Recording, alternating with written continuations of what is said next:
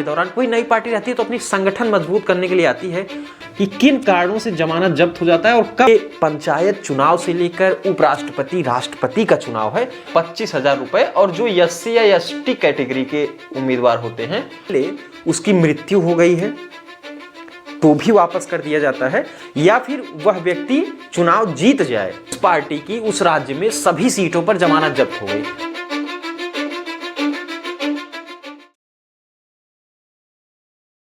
नमस्कार साथियों, आप सभी का स्वागत है SVSC द एजुकेशन चैनल पर। अच्छा, आज हम लोग बात करेंगे, आपने कई बार चुनाव के दौरान ये बात सुनी होगी कि भैया फला सीट पे एक प्रत्याशी है, उस प्रत्याशी की जमानत ही जब्त हो गई, या कोई नई पार्टी किसी राज्य में चुनाव लड़ने जाती है, आपने अक्सर देखा होगा, और उस चुनाव के दौरान कोई नई पार्टी रहती है तो अपनी संगठन मजबूत करने के लिए आती है।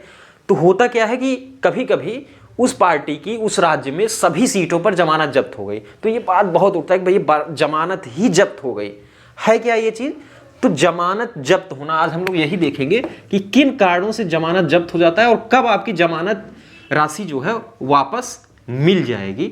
इसको अगर हम लोग देखें, जमानत राशि जब्त होना, इसी को हम लोग देखेंगे।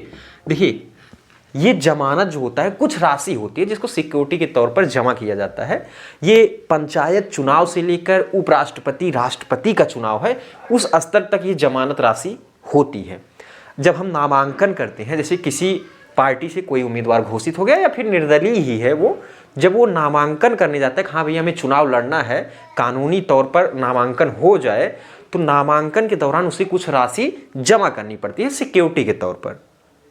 अब ये अलग अलग है, जैसे लोक प्रतिनिधित्व अधिनियम 1951 के धारा 34(1)(a) में कहा गया है कि लोकसभा विधानसभा के उम्मीदवारों को कितना जमानत राशि जमा करना पड़ेगा।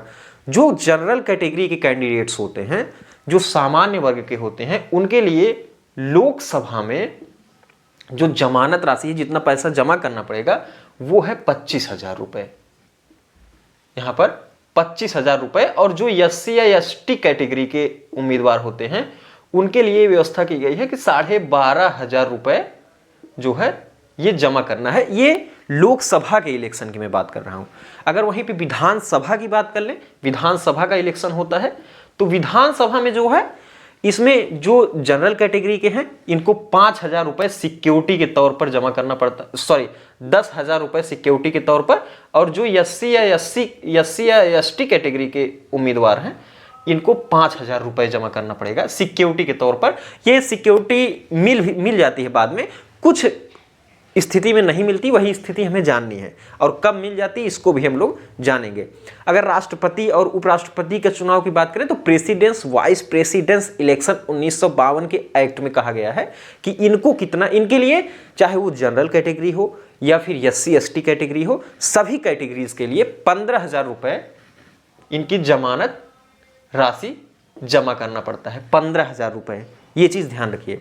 अब देखिए होता क्या है, कब किसी उम्मीदवार का जमानत ही जब्त हो जाएगा, किस स्थिति में किसी उम्मीदवार की जमानत जब्त हो जाती है, इसको अगर हम लोग देखें तो देखिए दोस्तों, एक चीज़ मैं आपसे और कहना चाहूँगा कि अगर आप चैनल पर पहली बार हैं तो चैनल को सब्सक्राइब जरूर कर लीजिएगा और वीडियो को लाइक भी करिएगा, ताकि आपको जो, अगर साथ में बेल आइकन भी प्रेस कर लेंगे तो नोटिफिकेशन मिल जाएगा हर वीडियो का। जैसे मैं वीडियो अपलोड करूँगा तो आपको नोटिफिकेशन प्राप्त हो जाएगा। तो सब्सक्राइब का बटन आप जरूर दबा लीजिए एक बार, ताकि आप हमसे जुड़ सकें।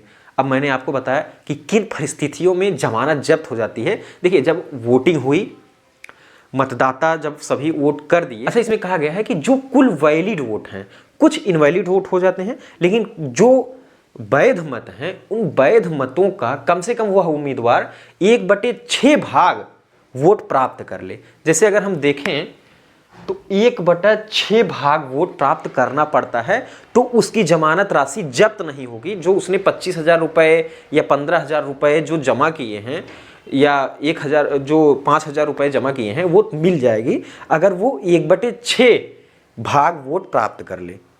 यानी लगभग अगर हम परसेंटेज में देखें तो 16 पॉइंट कुछ परसेंटेज आने वाला है, 1/6 भाग वोट उसे मिल जाना चाहिए कुल वैलिड वोट का, कुल वैध मतों का। जैसे अगर हम देखें उदाहरण के तौर पर कि अगर किसी विधानसभा या लोकसभा क्षेत्र में 1 लाख वोटिंग वैलिड हुए हैं, वैध मत हैं, अब इसके 1/6 भाग वोट उसे प्राप्त हो, तो 1 लाख का अगर 1/6 हम लोग देखें तो लगभग 16.2 कुछ हजार वोट आना चाहिए। तो इतना वोट वो प्राप्त कर लेगा तो उसकी जमानत राशि जब्त नहीं होगी। लेकिन अगर उसने इतना वोट नहीं प्राप्त किया तो उसकी जमानत राशि जब्त हो जाएगी।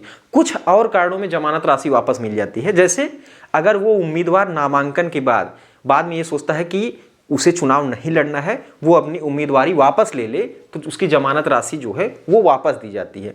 या मतदान से पहले उसकी मृत्यु हो गई है तो भी वापस कर दिया जाता है। या फिर वह व्यक्ति चुनाव जीत जाए तो भी जमानत राशि वापस कर दी जाती है। और ये कारण और कि अगर उसने इतना वोट नहीं प्राप्त किया है 1/6, लेकिन फिर भी वो चुनाव जीत गया है तो भी उसकी जमानत राशि वापस कर दी जाती है। ये लोक प्रतिनिधित्व अधिनियम 1951 और साथ ही साथ presidents and vice president election 1952 में साफ साफ कहा गया है।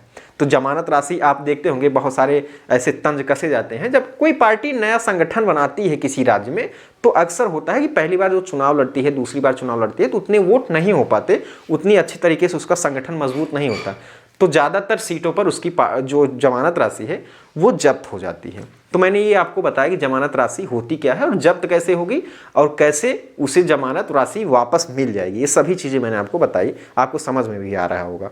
और देखिए इलेक्शन आने वाला है 2024 का, तो आप सभी लोग मतदान जरूर करिए और साथ ही साथ चैनल को सब्सक्राइब कर लीजिए ताकि हर वीडियो आपको आसानी से प्राप्त हो सके। आप सभी का बहुत बहुत धन्यवाद।